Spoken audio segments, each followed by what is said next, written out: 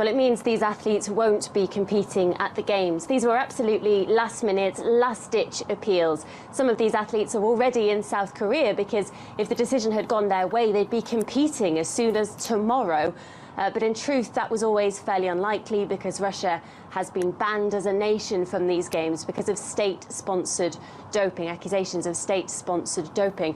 What gave these cases some momentum, though, is that the same court last week upheld appeals from a group of Russian athletes which effectively cleared them of any doping, lifting lifetime bans, which in theory made them eligible for these Games.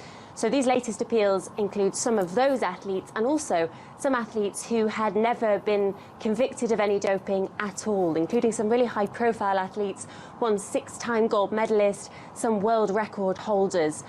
So the the Court for Arbitration in Sport has been scrutinising the decisions of the IOC, the International Olympic Committee, but it has concluded that the decisions were done properly, fairly and without discrimination. Now, it's still fairly early in the morning here in Russia, but we have heard from one government lawmaker who called this an unprecedented, tough decision. He said it was the worst scenario that could be imagined.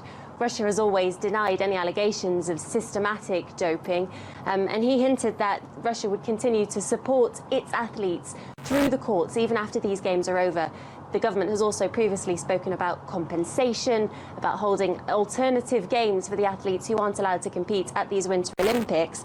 The IOC, though, this morning in the last hour has released its own very short and simple statement saying it welcomes the decision, it supports the fight against doping and brings clarity to all athletes.